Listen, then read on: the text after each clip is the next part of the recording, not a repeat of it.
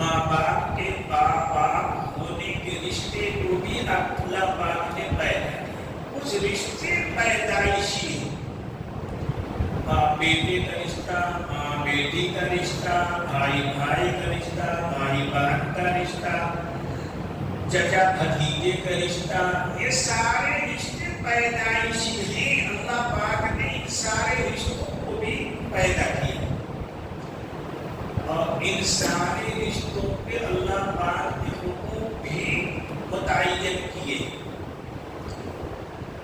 قرآن کریم میں وَإِذْ أَخَذْنَا مِيثَاقَ بَنِي إِسْرَائِيلَ لَا تَعْبُدُونَ إِلَّا اللَّهَ وَبِالْوَالِدَيْنِ إِحْسَانًا وَذِي الْقُرْبَىٰ.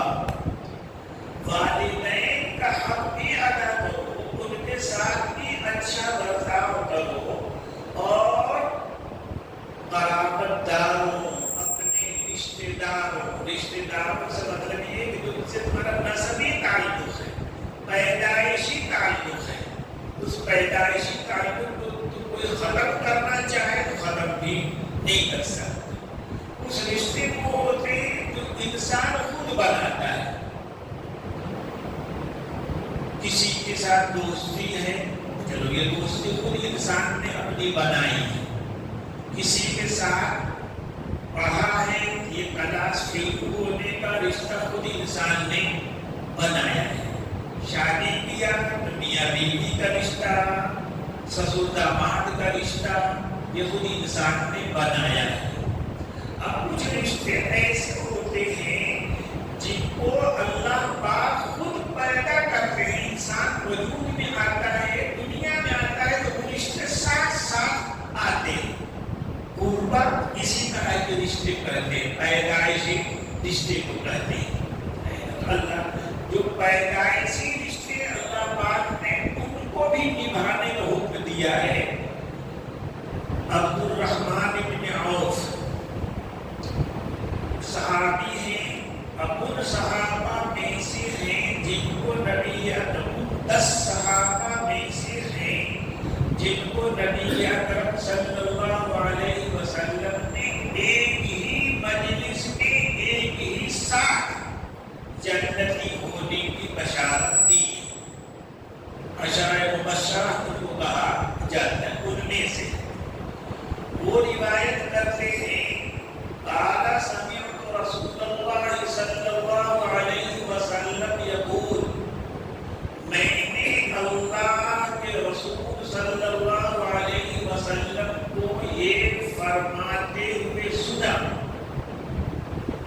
قال اللہ تبارک و تعالی، حضور نے فرمایا کہ اللہ نے کہا ہے. جب یہ بیان آئے حدیث میں کہ اللہ نے کہا ہے، اس طرح کے حدیث کو حدیث قدسی کہتے ہیں. یعنی اللہ کی بات کو حضور صلی اللہ علیہ وسلم نے نقل کیا ہے، بیان کیا ہے. تو قال اللہ تبارک و تعالی، اللہ پاک نے فرمایا انا اللہ، میں ہی اللہ، انا الرحمن، میں ہی رحمان، خلقت الرحم، میں نے قرابت کو پیدا کیا، رشتے کو پیدا کیا، نسبی تعلق کو پیدا کیا. وَشَقَقْتُ لَهُ مِنْ اسْمِي، اور میں نے اپنے نام سے اس کا نام نکالا. رحیم عربی میں قرابت کو رحیم کہتے ہیں، اور یہ رحیم اور اللہ پاک کا نام رحمان دونوں بنا ہے رحمت سے. اسی بارے تعالیٰ فرما رہے ہیں کہ میں نے اپنے نام رحمان ہی سے رشتے کا نام رحیم نکالا ہے، بنایا ہے. پھر فمن وصلها وصلته، جو اس رشتے کو نبھائے گا، اس کو جوڑے رکھے گا، میں اسے جوڑ کر رکھوں گا. ومن قطع قطعته، اور جو شخص اس رشتے کو توڑے گا میں اسے کاٹ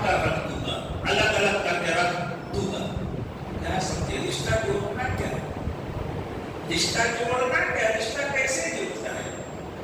آپ ان کے ساتھ اچھا برتاؤ کرو گے، اپنے بھائی کے ساتھ، بہن کے ساتھ، چچا کے ساتھ، بھتیجے کے ساتھ، چچا جان بھائیوں کے ساتھ دور تک چلے جائیے۔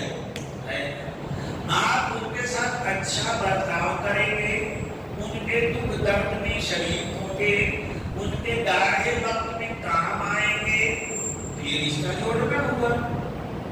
اور اگر آپ ان کے دکھ درد میں کام نہیں آئیں گے، ان کی مشکل گھڑی میں ان کے ساتھ کھڑے نہیں ہوں گے، تو یہ رشتہ توڑنا ہوگا۔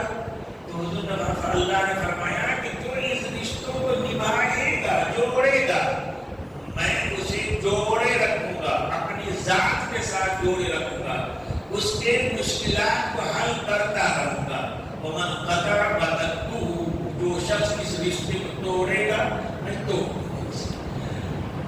دوسرے لوگوں کی دیکھا دیکھی مسلمان بھی ایسا ہو گیا ہے، وہ رشتے ناتوں کا کوئی لحاظ نہیں کرتا، وہ دوستی کے لحاظ کر لیتا ہے، تجارتی تعلق کا لحاظ کر لیتا ہے، کسی کے ساتھ پڑھا لکھا ہے، رفیق درس ہے، کلاس فیلو ہے، اس کا لحاظ بھی کر لیتا ہے، لیکن تھوڑی تھوڑی باتوں پہ بھائی بھائی سے لڑنے لگتا ہے، چچا بھتیجے سے لڑنے لگتا ہے، بہن جو ہے بھائی سے منہ پھلا لیتی ہے، بھائی بہن سے منہ پھلا لیتا ہے۔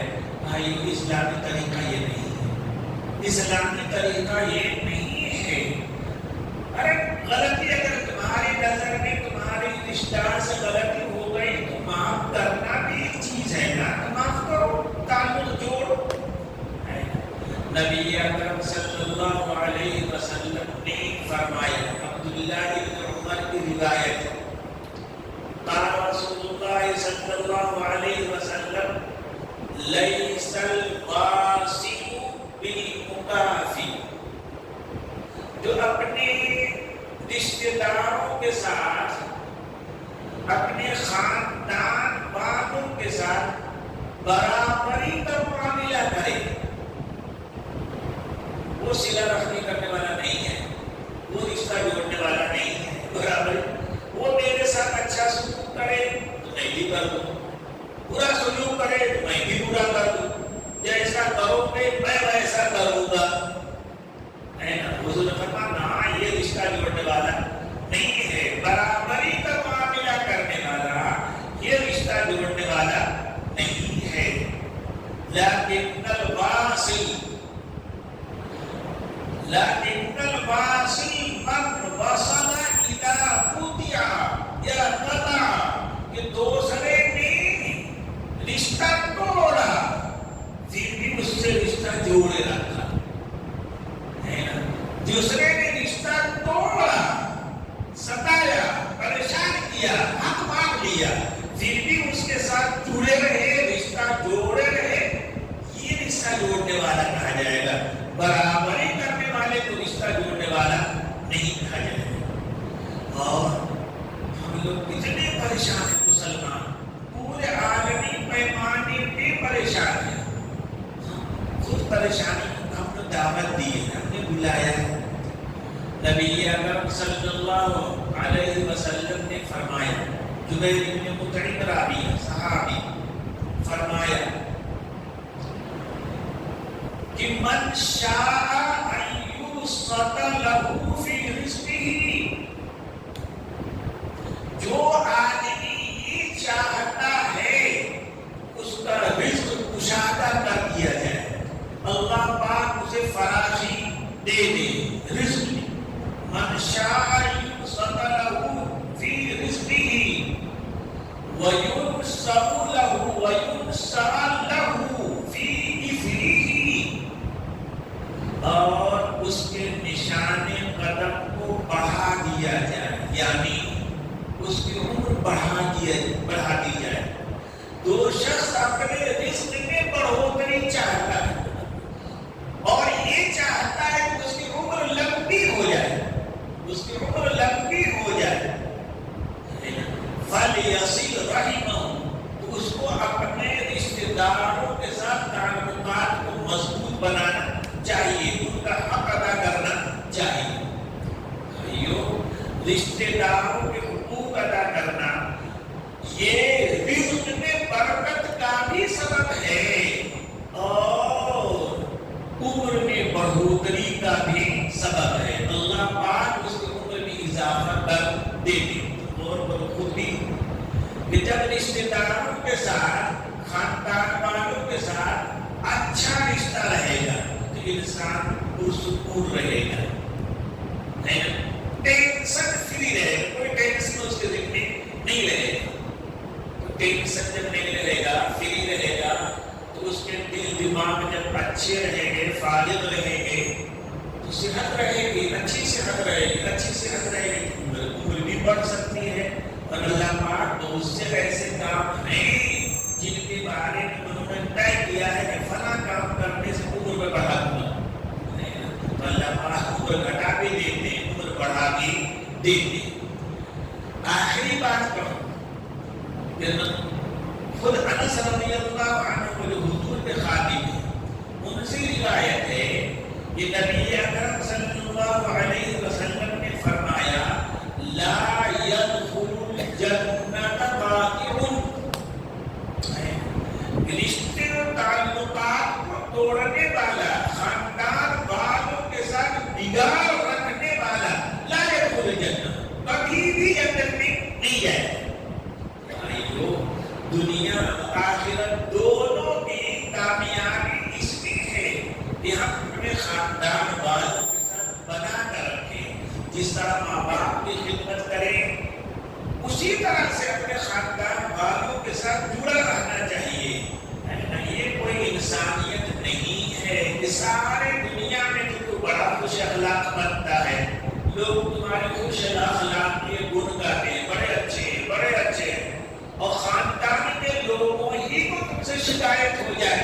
نہیں, سب سے پہلے رشتہ اپنی ذات سے جوڑنا چاہیے, اپنے قریبی لوگوں سے جوڑنا چاہیے, ان کے دکھ درد میں کام آنا چاہیے. آدمی اللہ نے زندگی دے رکھی ہے, ہم 24 گھنٹہ اپنے کام میں لگے رہتے ہیں. بھائی 10 منٹ 5 منٹ اپنے بھائی کے کام آ گئے تو کیا ہو گیا, اپنی بہن کے کام آ گئے تو کیا ہو گیا, حتیٰ 10 دن میں اپنے بھائیوں سے ملنے کے لیے چلے گئے, اپنی بہنوں سے ملنے کے لیے چل گئے تو کیا تمہارا بگڑ جائے گا. تو جس طرح پوری زندگی ہم اپنے لیے کرتے ہیں اس میں 2-4-10 منٹ نکال کر کے اپنے رشتہ دکھ سکھ بھی سن لیا کریں. یار کوئی ضروری نہیں ہے کہ آپ کو مالی مدد کرو, وہ مالی ہو سکتا ہے اللہ کرے کہ تمہاری مالی مدد سے محتاج نہ ہو, لیکن پیار کے 2 بول میں تو ہر آدمی محتاج ہوتا ہے نا. ہر آدمی تمنا کرتا ہے کہ میرا بھائی مجھ سے پیار سے ملے, میرا بھتیجا مجھ سے پیار سے ملے, میرا چچا مجھ سے مسکرا کر ملے, تو آدمی یہ سب کر ہی سکتا ہے. تو بھائیو ہم کو چاہیے کہ ہم اپنے آپ کو اللہ کے رسول کے حوالے کر دیں, اپنی نفسانی عقل کو چھوڑیں, اپنے ذاتی عقل کو چھوڑیں. اللہ پاک نے جن سے جڑ کر رہنے کے لیے کہا ہے ان سے جڑ کر رہیں. اس میں اپنی انا کو, وہ مجھ سے نہیں بولتا تو میں کیوں بولوں گا, وہ میرے گھر نہیں آتا تو میں کیوں آؤں گا. بھائی اگر کوئی آپ کو رشتہ توڑے, آپ بھی توڑو تو یہ خرابی اور بڑھتی جائے گی نا. اس خرابی کو ختم کرنے کی شکل یہی ہے کہ وہ اگر رشتہ توڑ رہا ہے تب بھی آپ رشتہ جوڑو, وہ آپ کا حق مانگ رہا ہے تب بھی اس کا حق ادا کرو. بھائیو ہمیں اللہ واللہ کے رسول صلی اللہ علیہ وسلم نے ایک بہترین پاکیزہ زندگی گزارنے کا طریقہ بتایا ہے. اللہ کرے ہم سب اللہ رسول کو اپنے آپ کو حوالے کر دیں, وہ جو کہیں وہ کریں, جو چیز سے منع کرتے رک جائیں. آخر دعوانا الحمدللہ رب العالمین. اللہم انت السلام منک السلام تبارک ربنا